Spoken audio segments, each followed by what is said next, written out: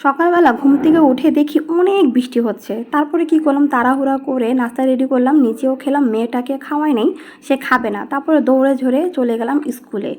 আর স্কুলে গিয়ে দেখি কেউ নাই, 8টা 10 বাজে, কেউ নাই। তারপরে দেখলাম যে আস্তে আস্তে 2-1জন আসতে শুরু করলো। এই যে দেখেন চলে আসছে। আমার স্কুলটা হচ্ছে 8 তলা পর্যন্ত, তো এখানে 6 তলা হচ্ছে বাংলা ভার্সন 2 থেকে 5 পর্যন্ত। প্রত্যেকটা ক্লাসরুম, এখানে 10টা রুম আর 3টা করে সেকশন, 2 এর 3টা, 3 3টা, 4 এর 2টা, 5 এর 2টা। এ হচ্ছে 10টা ক্লাস, হচ্ছে 6 তলা। এই 6 তলা থেকে দেখতেছি দেখেন রাস্তাঘাট পরিষ্কার হয়েছে, বৃষ্টি কমে গেছে, বাজে 10টা। তারপরও আমাদের সময় আর এখনকার সময়ের মধ্যে অনেক তফাৎ। 90 দশকে যারা আছেন তারা অবশ্যই আমাকে জানাবেন, এই ঝড় তুফান বৃষ্টির মধ্যে কি আমরা স্কুলে যেতাম? আর এখনকার বাচ্চা কাচ্চাগুলা মানে বাসায় থাকতেই চায় না, একদম চলে আসে। তারপরে চলে আসলো, যাই হোক। তারপরে আমাদের সময় হলো ম্যাডামরা কিন্তু কী করতো বলেন তো, বাসায় পাঠাই দিত, এই বৃষ্টির মধ্যে আসতে কোনো বাসায় চলে যাও, দারুণ দিয়ে রিক্সা করে দিত। বাট আমরা কিন্তু আসলে এখনকার যে আমরা শিক্ষকরা, আমরা কিন্তু খুবই আন্তরিক।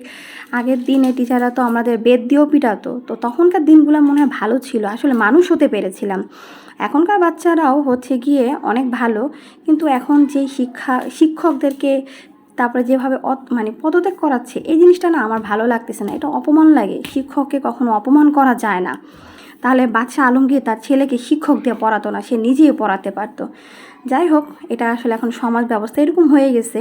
এরপরে বাসায় আসলাম, বাসায় আসার পরে রান্না বান্না করলাম, ডিম ভুনা করলাম, কারণ আপনাদের ভাইকে বলছে আমার কপি চেকিং আছে। স্কুলে বাচ্চা আসে আরেকটা কারণ হচ্ছে, কালকে পরীক্ষা শেষ হয়েছে, কালকের পরে আজকে হচ্ছে তাদের প্রথম ক্লাস ছিল তৃতীয় সাময়িক পরীক্ষার।